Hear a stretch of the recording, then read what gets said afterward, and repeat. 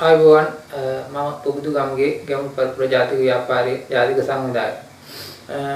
අද මේ විශේෂ මාධ්‍යයෙන් අපි කැඳවන ලැබුවේ ශ්‍රී ලංකාවේ ප්‍රධානතම අපනයන භෝගයක් වන තේවගාව පිළිබඳ විශේෂ දැනුවත් කිරීමක් සිදු කිරීම සඳහා.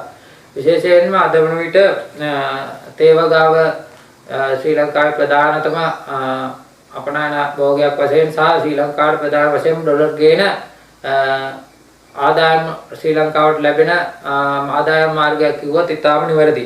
ඒ වගේම විශේෂයෙන් කියන්න ඕන අද නිට කොළඹ තේ වෙන්දේසිය නැත්නම් NSA එකට අනුව ශ්‍රී ලංකාවේ තේ කිලෝ එකක් රුපියල් 150කින් පමණ අඩු වෙලා තියෙනවා. විශේෂයෙන්ම මේ අඩුවීම තුල පසුගිය මාසෙ ඉඳලා මේ වන විට ඩොලර් මිලියන 70ක බවට පාඩුවක් රජයට සිදු වෙලා තියෙනවා. ඒ වගේම විශේෂයෙන්ම මේ කුඩා තේවතු හිමියන් මුහුණ පාන ගැටලු ගැන ගත්තට පස්සේ කුඩා තේවතු හිමියන්ට තේ කිලෝ එකක් හදන්න අමු තේ දළු කිලෝ 5ක් විතර යනවා.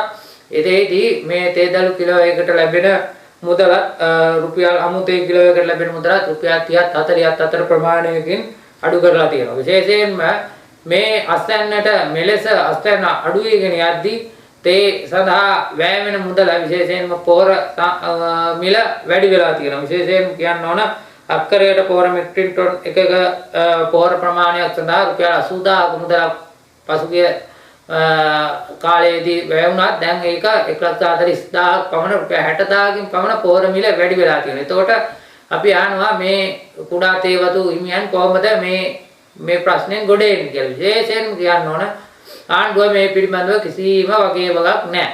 දැන් මේ ප්‍රධානම ඩොලර් රිංගිය මේ වන විට රටේ පැවතුනත් මේ ඩොලර් ටික හොයාගන්න මේ තේ කර්මාන්තය ගොඩනගන්න කුඩා තේවතු හිමියා ගොඩනගන්න ඒ වගේම තේ අපනයන කරුවන් විශේෂයෙන්ම රුසියාව වැනි රටවල් සමග සාකච්ඡා කරලා මේ විශේෂයෙන්ම මේ තේ අපනයන තේ වෙළඳපොළ ගොඩනගා ගැනීමට කිසිදු සැලැස්මක් මේ රජයෙන් අපිට පේන්නේ නැහැ. අපි විශේෂයෙන්ම ආණ්ඩුවට මතක් කරනවා වැවිලි කර්මාන්ත අමාත්‍යාංශයට අමාත්‍යවරයන් මතක් කරනවා වාග මේ පිළිබඳව මැඩියත් වෙන්න මේ ගැටලු ටික විසඳන්න මේ කර්මාන්තය ගොඩනගන්න කියලා අපි විශේෂයෙන් මතක් කරලා තියෙනවා. දැන් ආණ්ඩුවේ පෞද්ගලික දවසට ආණ්ඩුව කියනවා තමුන්ගේ ජනප්‍රසාදය එන්නෙන්නම වැඩි වෙලා. දැන් මේ මාසයේ වෙන විට 7.5කින් පමණ උද්දමනය ඉහළ ගිහිලා තියෙනවා. දැන් අපි අහනවා මේ අප්‍රේල් වලදී 4.7ක් පවන තිබිච්ච උද්දමනය දැන් මේ වන විට 7.5 දක්වා ඉහළ යාමද මේ ජනප්‍රසාදය කියලා අපි අහනවා. දැන් අපි